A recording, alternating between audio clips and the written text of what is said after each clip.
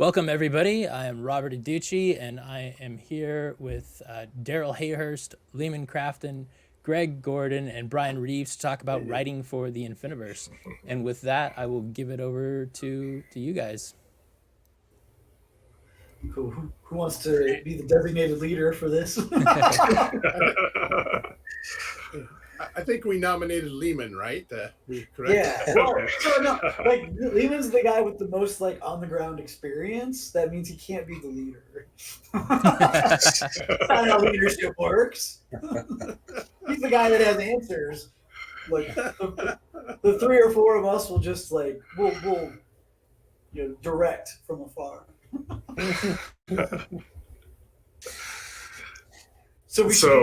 I'll go. Introductions. Yeah, go ahead. Yeah. Oh, good idea. I am Leamon Crafton. I started out writing for the Infiniverse Exchange, and then after that, I guess it was seen, and somebody was like, "Hey, this is interesting." So then I was asked to do some official writing. So that's actually pretty cool. What I did was I tried to follow the guidelines and writing. I think there's a little pamphlet or a PDF that is available that is guidelines, and I really tried to follow that. There's some good products from other people on the Infiniverse Exchange that helped me because I don't have like InDesign and other things. I used Word, but they had put some templates up on Word, and I used that and found either the same fonts or something pretty close, and just went through it and had fun doing it. Awesome. Yeah.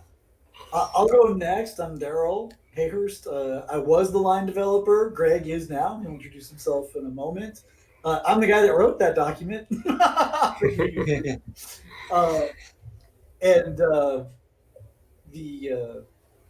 What we really wanted to do with the Infiniverse was we knew we would be putting out content at a certain pace. And we knew there were certain things that we were not going to get to for, in some cases, years, right?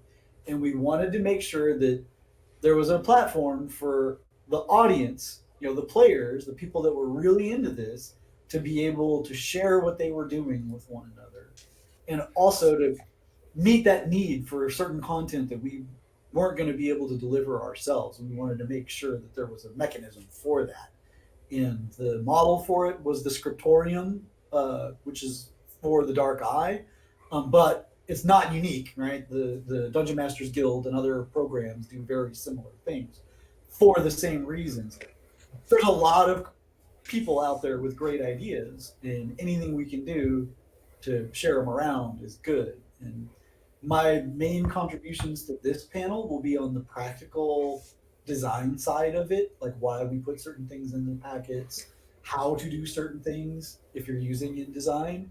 But I'm all for Leamon, but I'm like, well, we kind of did our own thing with it, and here's how. And that's freaking great. That's what it's all about. Maybe let's go Brian and then finish up with Greg. Okay. I'm Brian Reeves. I've been writing for Torg Eternity since the days of the Nile Empire, Fires of Ra, where I first got my start. I had written just a bunch of sort of freebies online, mostly for the Savage Worlds game. And I got... I think I mainly caught the eye of Deanna for a Torg conversion to Savage Worlds that I had written many years ago, plus a few other things. Plus, I was just constantly pestering people on the Google thing, which no longer exists, but trying to see if I could somehow write for Torg Eternity. So I was super excited when I finally got that email. Prior to that, I had written one thing for the Infiniverse Exchange. It's called Run Through the Jungle, just a short little Living Land adventure. I think it's like $1. I was one of the very first people to jump in on that when they were looking for people to submit something. So yeah. Cool.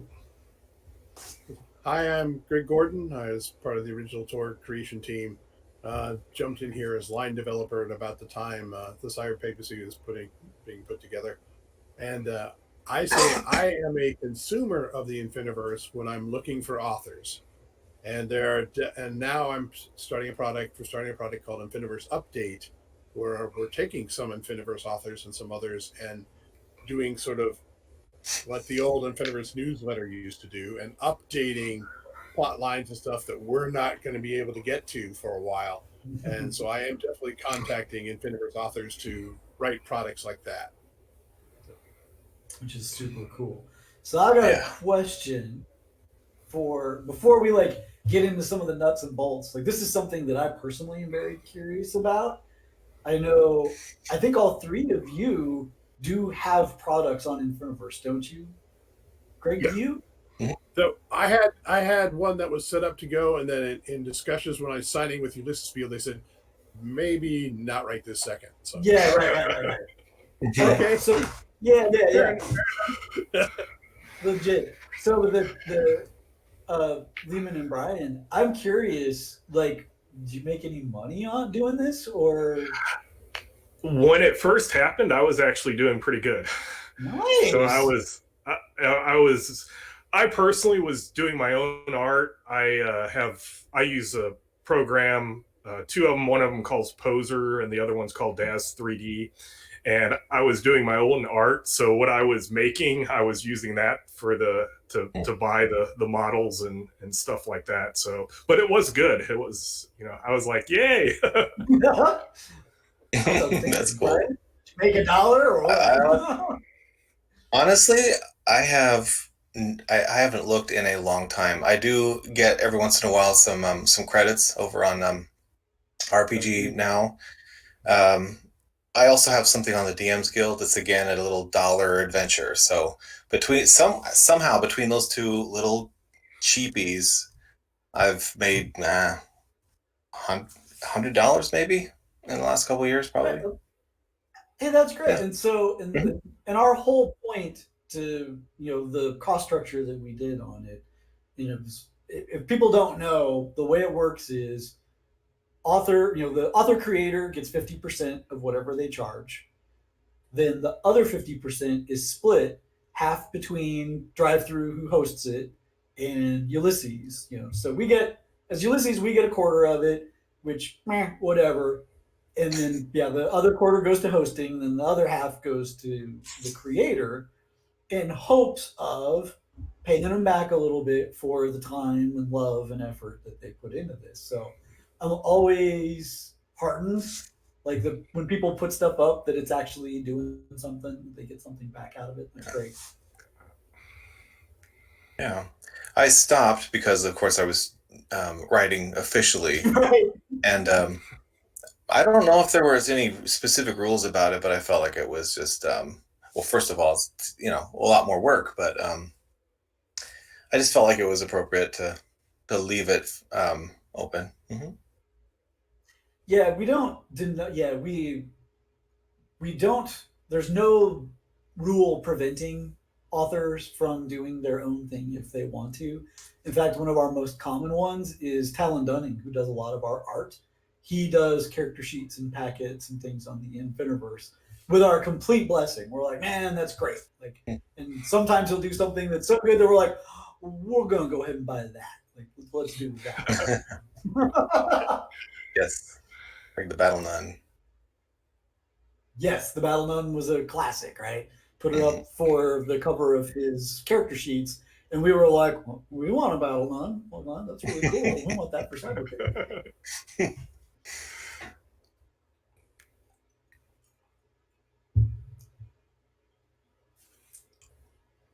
Well, I'll keep asking questions. Or here's one other comment that I'll make, and this is something I'm sure that we'll talk about as we go into it. But, people that are interested in writing for us, and I think a lot of the people in this very chat room can attest to this.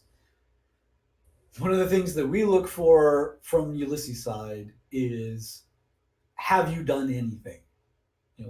I run Torg and I love Torg.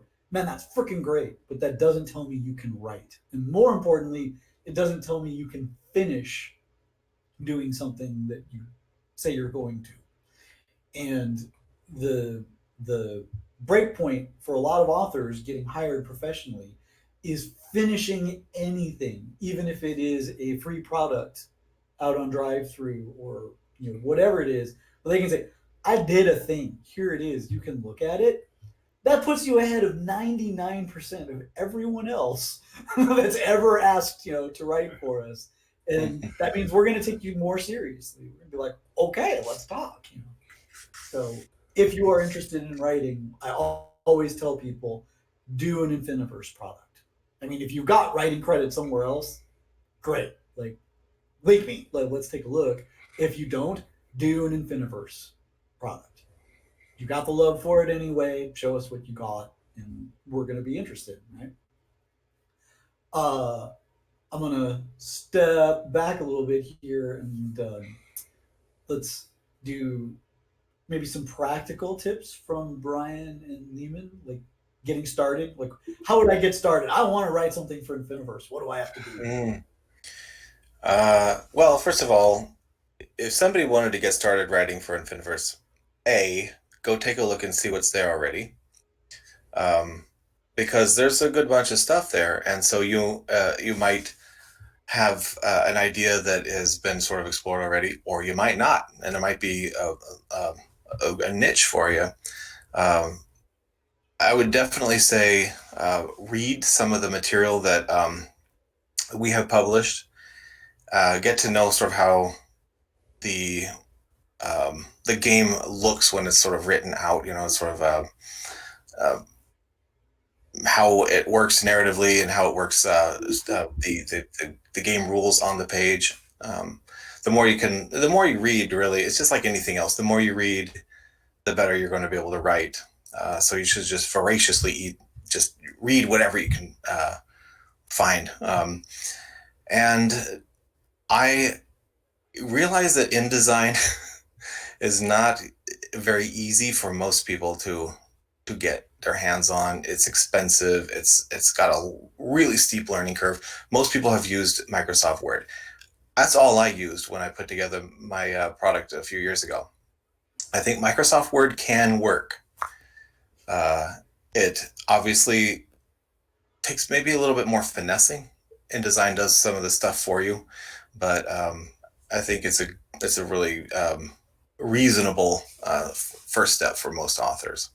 Yeah, there's a comment in the board saying, publisher, I'll defend like InDesign. Like, maybe we'll have a debate about that later. What should you use? And I'll be like, look, if you're going to do this, learn InDesign. We'll show you. Mm-hmm. Right. Learning it. There's learning it, but there's also paying for it. If you get it through like a student account or something, that's great.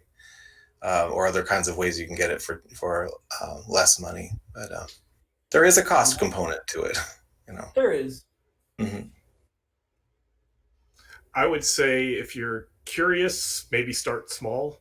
The first product I did was just it was kind of like a Storm Knight group archetype thing, that if you're a game master and you just want to not just handsome archetypes, but some ones that fit together as a group from different realms, here's the thing. Basically, before the Infiniverse Exchange went online, I think in the old forums, somebody asked who could do this in like 1 week. And I was like, how big? And they're like, it doesn't have to be big. Okay, so I did that, kind of learned some things. I think it's $1, something like that also. But it gave me the confidence, and also at that time there wasn't much on the Infiniverse Exchange. So, even you're getting 50 cents, it gives you that little motivation. And then the next time I did it, I decided to go big. And the last time I checked, it was the biggest Infiniverse Exchange product there. Nice. There's a comment from K Wolf, saying, I would say whatever you're comfortable using, if you can get used to a program to the point where you can do magical things. Don't push yourself too far with learning a new software. Now, I agree with that completely. I'm not saying learn InDesign, but I'm gonna tangent on InDesign and why we did the templates for it specifically. One, you can get it if you haven't used it before, a month for free. So we're like, hey, if you just want to get your feet wet and try it out, it's not a big investment in that way. You also do the subscription for just InDesign, $20 a month. So you don't have to buy $120 license. That was one part of that thought. The other part is we want these products to look professional, and export to PDFs in a certain way. And we've already got all these templates set up in InDesign. So it's like, okay, you don't have to learn how to set this stuff up. You don't need any of that. Here's the template. Once you can, have software to open it, either for a 30-day free trial or $20 a month, paste, write your text, do what you want, paste it in, with no formatting, and paragraph styles is your key place. So if you've never used it before, paragraph styles, practically for our purposes, the only thing you need to know to make a professional product. Open that, use the right styles, you're done. Because we built them all into that template for you.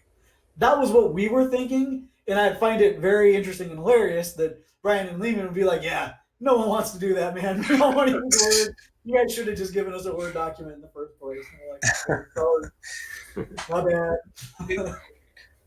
I feel like Word is workable. InDesign is definitely better if you've got it and you know how to use it. But I mean, I feel like Word, you might have to wrangle it a little bit more, or maybe just in different kinds of ways. But I did most of my layout, all of my layout up until doing some layout here with Torg Eternity. I've always used Word, or actually OpenOffice. The free version was what I used for a long time. And I was able to make some decent stuff, but I never could do a background. And the trade dress is really important, and it's really tough to work that, I feel like, in Microsoft Word. I think that's the main problem. If you're just doing a white background with text, easy peasy. But if you're trying to do like full trade dress and do some more complicated stuff, you're probably going to be better off having InDesign. Mm-hmm. So there's a question: how high is the bar for homages to licensed material? For example, Apex Predator is basically Roger Rabbit. Any issues there? I don't see that. Like, I would say, if it's too obvious, no, you can't do it, right? And a lot of it comes under fair use in copyright law. So if you're obviously parodying something, you can do that. If you are, we call it filing off the serial numbers jokingly, but like if it's enough where it's like, okay, this is in the same genre of the thing and there are similarities of the thing, but there's not more similarities than differences, it's probably pretty safe. If you're not sure, make it a little more different. Yeah, I can say one of the things for filing off serial numbers for Torg is the fact that Torg is a mixture of a bunch of things. Once you toss in other elements of Torg into something that, say, you've taken from Roger Rabbit, is no longer Roger Rabbit. You are safer if you had an Rorsch element and a Thargold element, and then your Roger Rabbit storyline. That's really hard to claim that you've infringed. So you want, the more you make it Torg, the safer you are. So they say, I would picture Tomb of Horrors. No, everyone, sorry. Now you can have an adventure filled with death traps. Like, that's totally legit. No, there's books and books filled with those, but it can't be Tomb of Horrors, and you're probably iffy if your bad guy's a lich. I'm sorry, that didn't Yeah.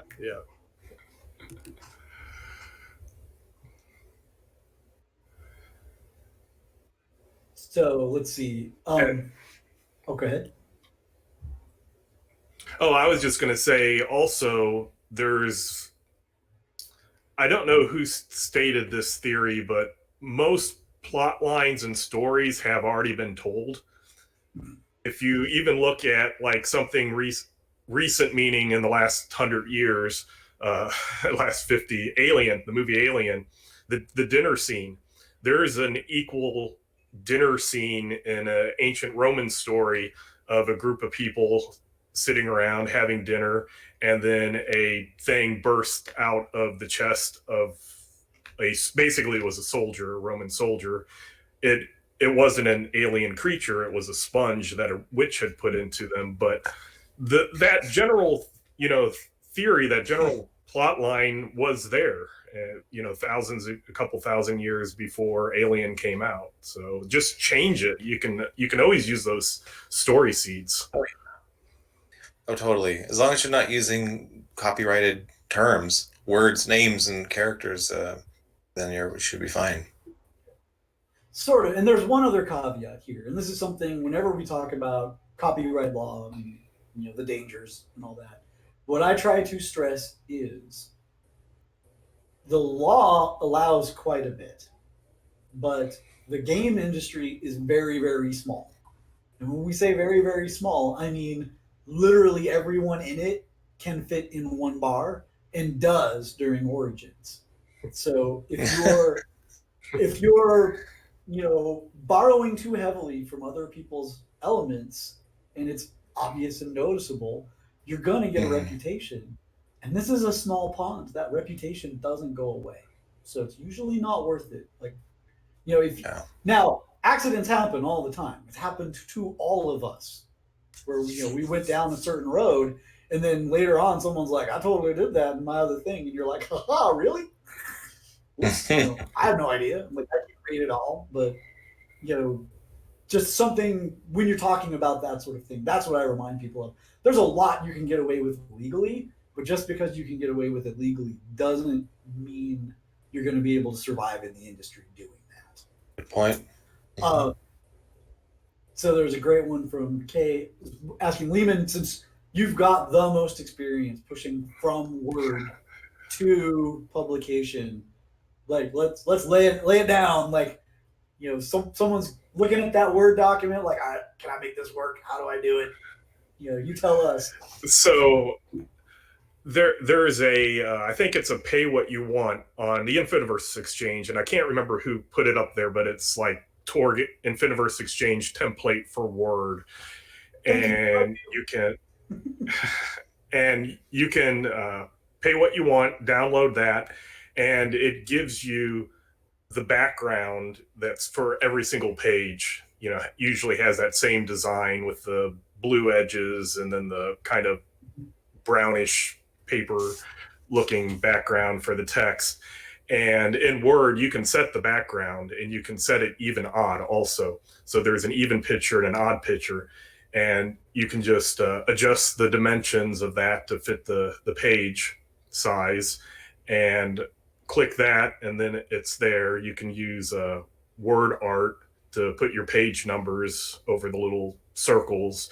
And yes, Word is kind of crazy where sometimes you try to anchor a photo or picture and then you realize you forgot a sentence and you type that sentence in and all of a sudden that picture is 5 pages down and all your art is all messed up. Yeah.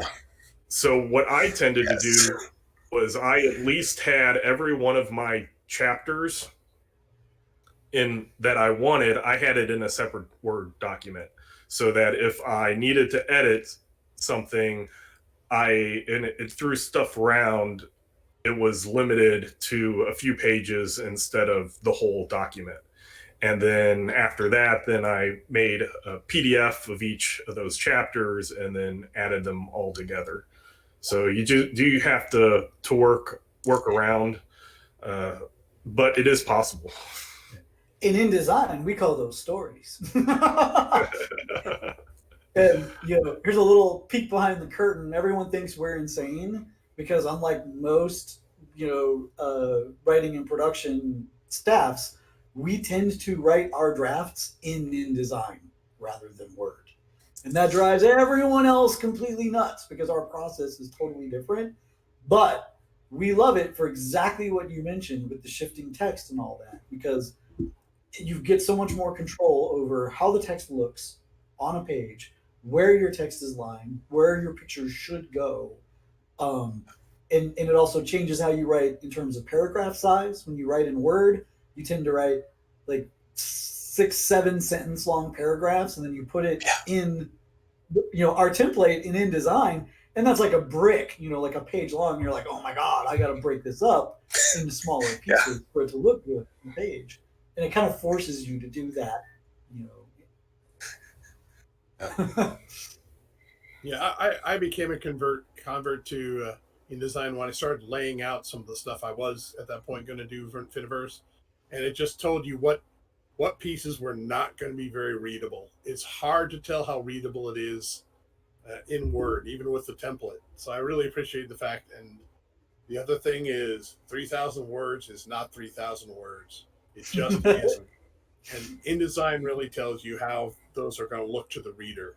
And so I find that for things like, the Delphi missions and such, I can approve it in Word, but I can't tell them how it's going to look until it's laid out. It's not even close anymore. I don't know what's been happening with the authors, but it's like, okay. It's like a page different for the same word count. Like, wow. Yeah. So, and here's some general sort of layout advice, no matter what you're using to put this together. Like, how we do it on our side, like there's a few rules of thumb that we follow. Like, and obviously your situation means these are suggestions, not rules. And one of our suggestions is, if we'll think of everything in terms of spreads. And the nice thing about a PDF only like this is you really don't have to. Like, everyone's going to be looking at it as a PDF, one page at a time. They might print it on their printer, but they're probably corner stapling it rather than binding it. So you don't have to think of it as a 2 open page spread the way we do. If you happen to do that, then a few things. We always put quarter page or smaller illustrations on the outer sides, never on the interior gutter.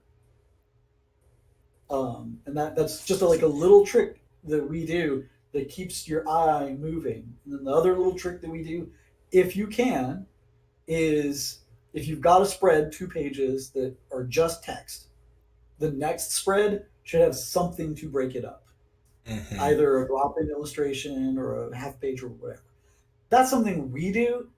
Look, you guys are doing your own thing out there. If you don't have illustrations, that's fine. Like, do 16 pages, no illustrations, absolutely. Like, but if you want it to look like ours, and some of you do, that's that's something we do.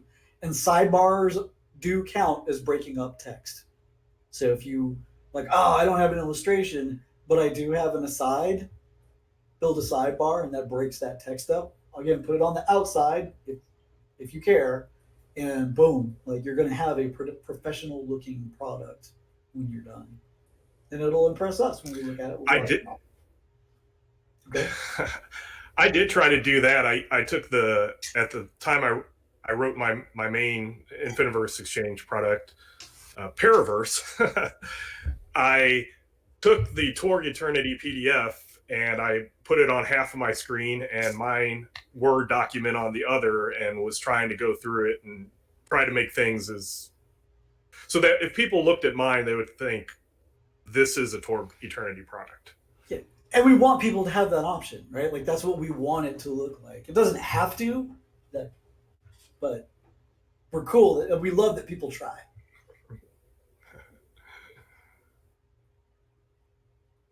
Let's see here. How about content guidelines?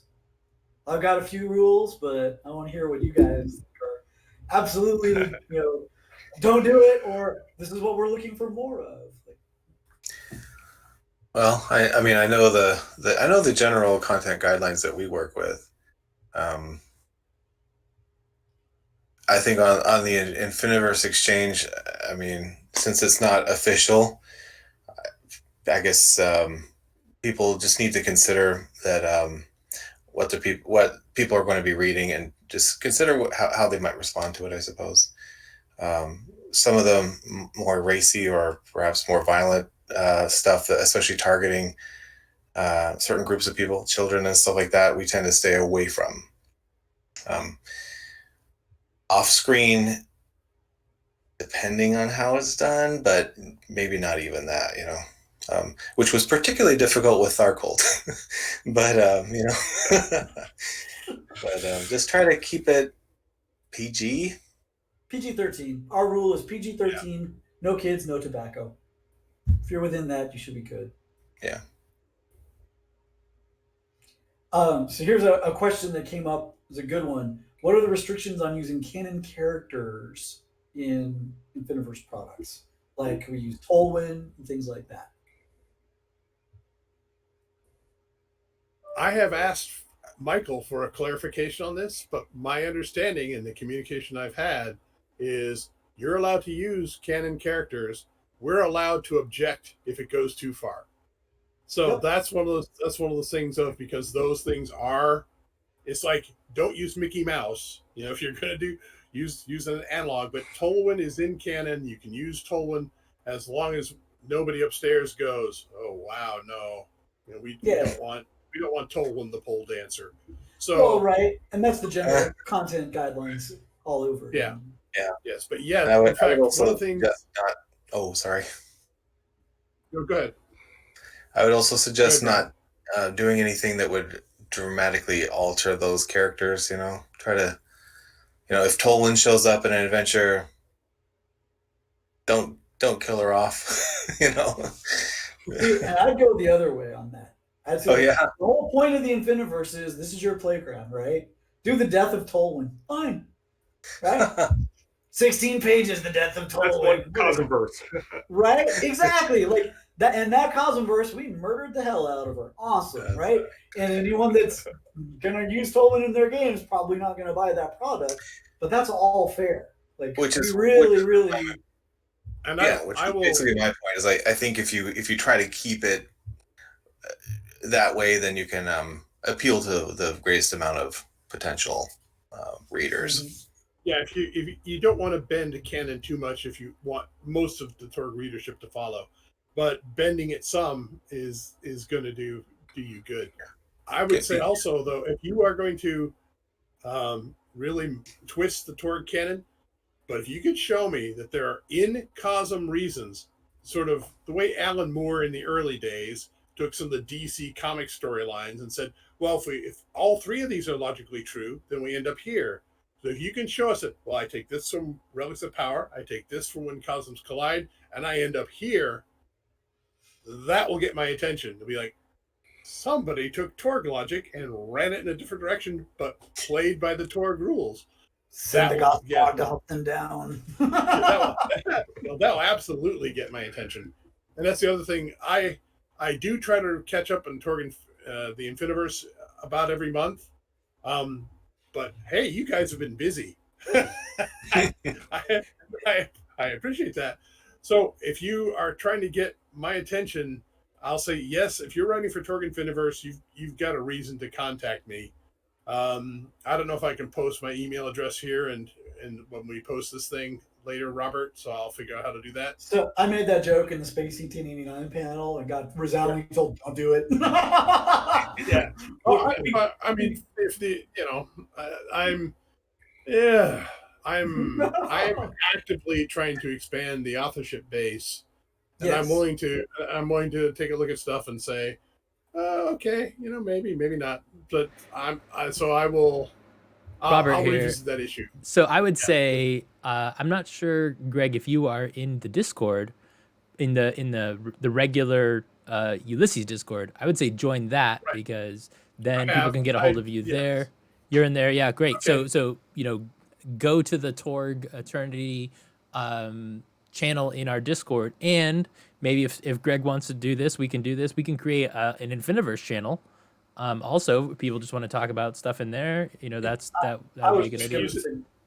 But if you link me to your product. If you have, like I said, that separates you from the 99%, because I've followed the forums, and even the ones that are still on the English site we have now, and So if you've got a published product that separates your ideas from, like Darrell says, 99% of the people, so say, hey, link to Infiniverse. Yes, please. I will definitely take a look at that.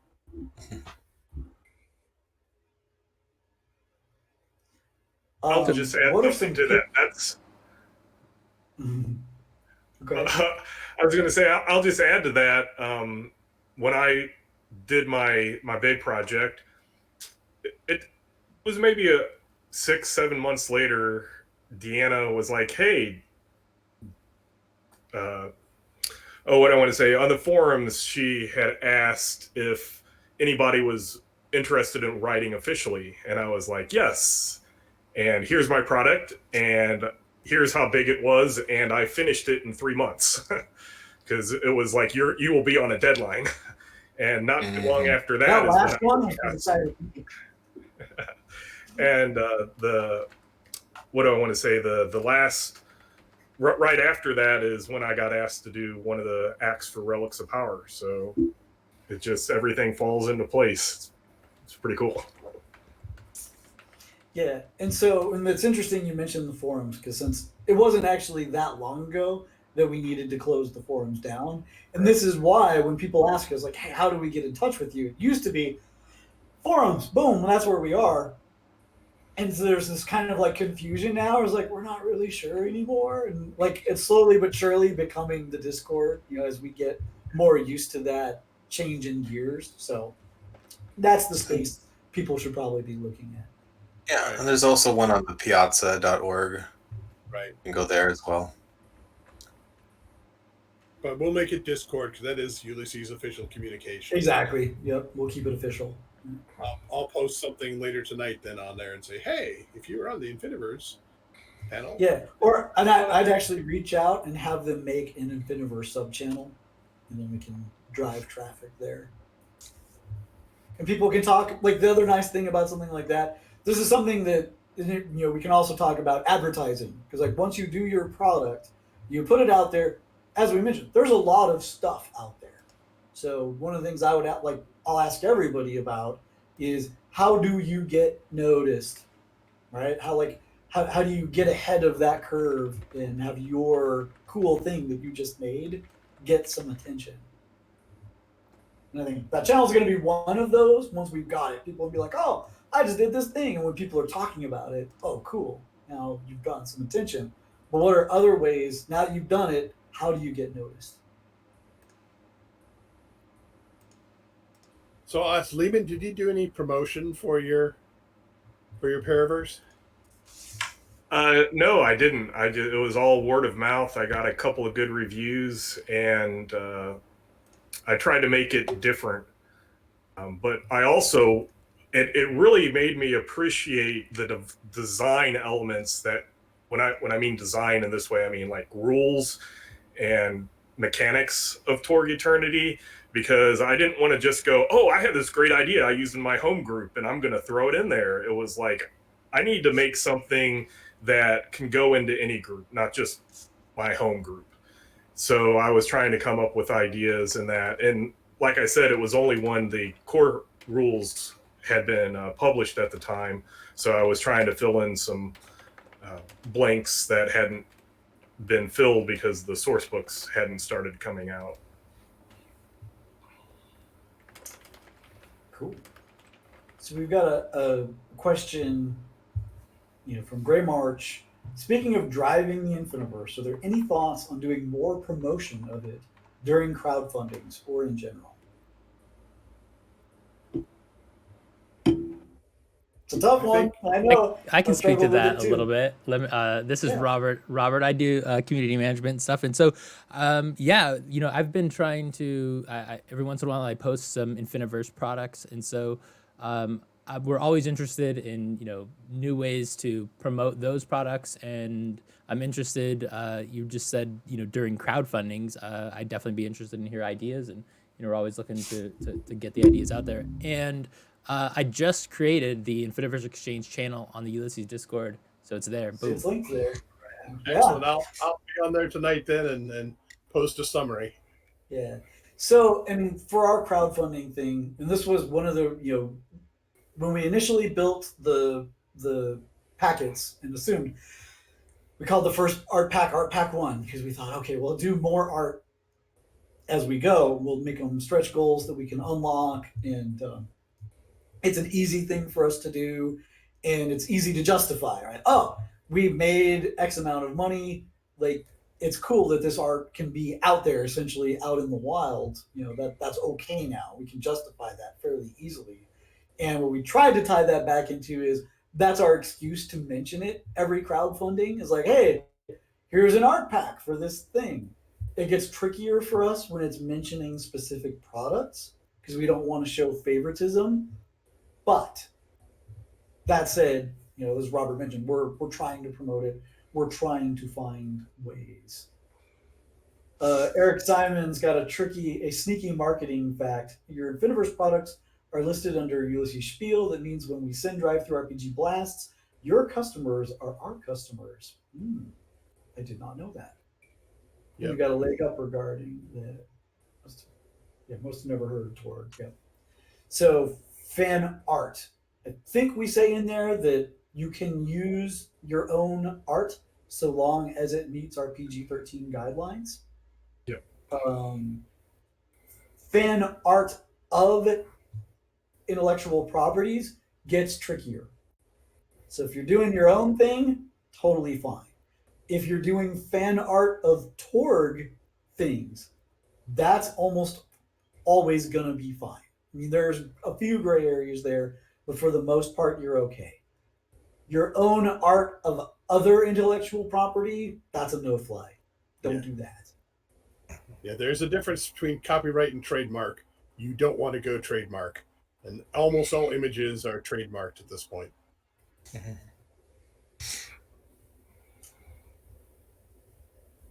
So Eric mentions the Japanese doshinshi, and the cool thing is we've got a relationship with them. Like, they asked us, like, yeah, well, this is what we're doing. Are you okay with that? And we were like, yes. Like, this is a cultural thing. Absolutely do it.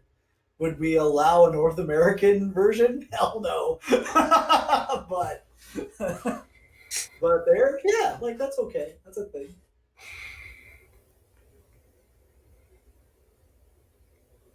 Robert, you just got a shout out that you're doing an amazing job with promotions. So well done. I also have to give a shout out for Robert for running this thing today. He's been going for about 8 hours now. So I know. You're learning the ropes. Really busy.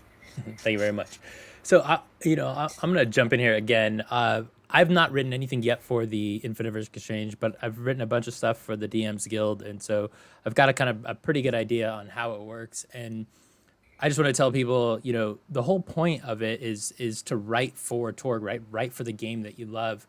And that includes, using its IP. So if you just want to make a generic adventure, you could do that anywhere, because, you can't really copyright game rules. So you could, put it out anywhere. The whole point of using the Infiniverse Exchange is to use the Torg IP. So definitely lean into that, lean into the ideas heavily, but make them your own at the same time. I think that's like the winning combination. Because if you look at, the DMs Guild, there's, thousands and thousands of products, and many of them are copies of each other, just in slightly different ways, with different ideas. And so just because a product is already out there, if you have a spin on it, do it yourself, Yeah. So, and I just saw a question that's related to something else I was going to mention. One of the ones we commonly get questions about is, can I take an old adventure and update it for eternity? Absolutely. Now, where that gets tricky is, if we're going to do our own update about it, we are going to completely ignore whatever you did, because we have to. Right? Like, we don't want to risk copying what you did, and that's great. Like, you can totally do that. We love it, and I think people like having options. Fantastic. Please do. But we're not going to look at that if we have any conception of like, oh, we're going to revisit this adventure in a new way at some point. Like, that's something we ourselves won't read.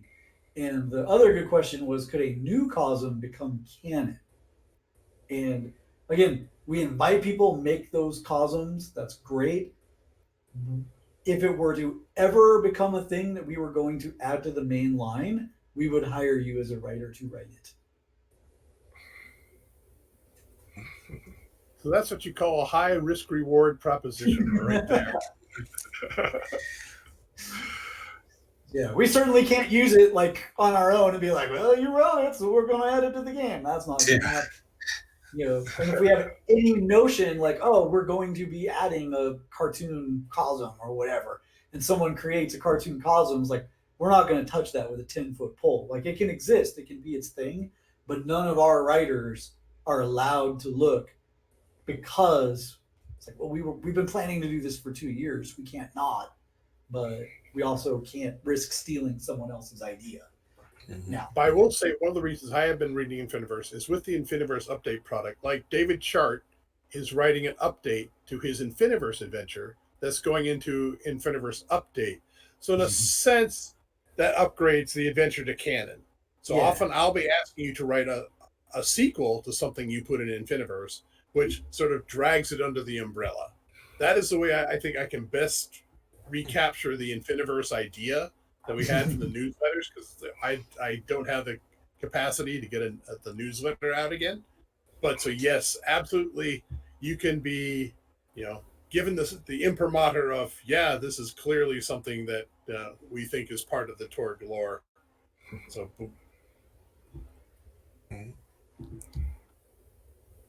Let's see. Is the Infiniverse Exchange limited to printed products, or MP3 also possible? So one clarification is these are all PDF products. So you can print them on your own, but one of the few rights that we set aside is you can't print on demand it. Like, you can't, you're not supposed to make a real thing from it. Now, if you print it on your own printer, we don't care. Like, we're not the printer police, whatever. But we say it's for digital. Can you put MP3s up there? As long as you own all of the IP rights for what you're doing, absolutely. Oh, and Ulysses just put down what you can and can't do. Oh, it prohibits. Oh, it does prohibit audio. Sorry, I misread that.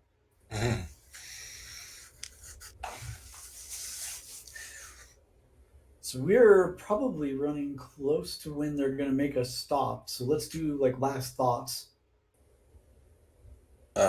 Okay. One thing that some people wonder when they're putting together things like this is pricing. I feel like it's kind of a bit of a self-directed thing. There's no real formula for it. I feel like it's possible to undervalue your product as much as it is to overvalue it. I feel like the safe zone is somewhere between $3 and $7 at most. I feel like you just kind of need to feel your way into it. If you have a short, small product, $1 is good. If it's super long, 30 pages, 50 pages, go ahead and charge 10. But I feel like the safest bet is to right around $5 in that zone, maybe up and down. Yeah, I think mine's over 100 pages, and I put it at 10. And I think it's probably one of the higher priced ones, if not the highest. But I did do a lot of work for that. Yeah. Right. And don't sell yourself short. You guys do work on these. Make sure you get yourself paid. So, totally. And which is what I was going to say. I would just advise nobody put anything up for free. Just, ask something for it. Even if it's $1, it's worth it. Yes, particularly if you're doing more than one. If you ever I made that mistake a while ago, and so once I had one that was out for free, everybody, well, how come this one isn't free? Because not all of them can be free. First it's free. It tends to bring down all of them too. It undercuts, So charge something reasonable for it. Someone just asked, they're curious about how high the zones reach. I think 10 kilometers, and I know we give the number in the core book, because how deep underground they go and how high above, so you know how high a plane has to go to not get caught up in the zone. Yeah. The base is 10 kilometers, but we make exceptions for Darkhold, Cyber Papacy, Pan Pacifica. Yep. Folks who understand that space is valuable. They're actually doing something with that sky.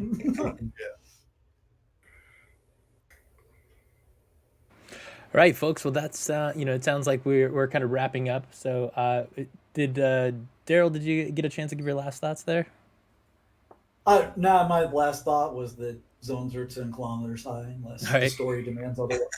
All right, so I guess we'll call it there. We'll call it there. And I just have, sure. Oh, Craig. Yeah, one last thought is, since I am hitting these things once a month, I really appreciate the involvement of the fan community in putting the Infiniverse together. To me, that is real evidence that we have a dynamic game going.